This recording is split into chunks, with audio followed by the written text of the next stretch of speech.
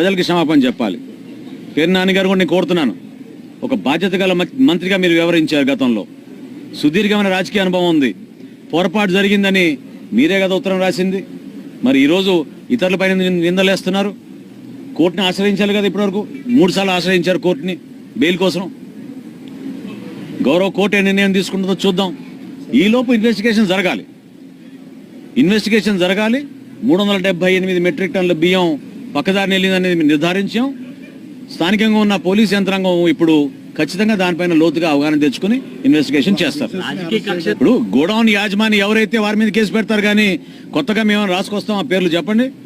ఎందుకు పెట్టారు మీ భార్య పేరు మీరు? అసలు గోడౌన్కి మీరు ఆలోచించుకోవాలి. అది ప్రజా జీవితంలో ఉన్నారు, ఒక బాధ్యత గల పదవిలో ఉన్నారు మీరు ఎందుకు అట్లా చేశారు?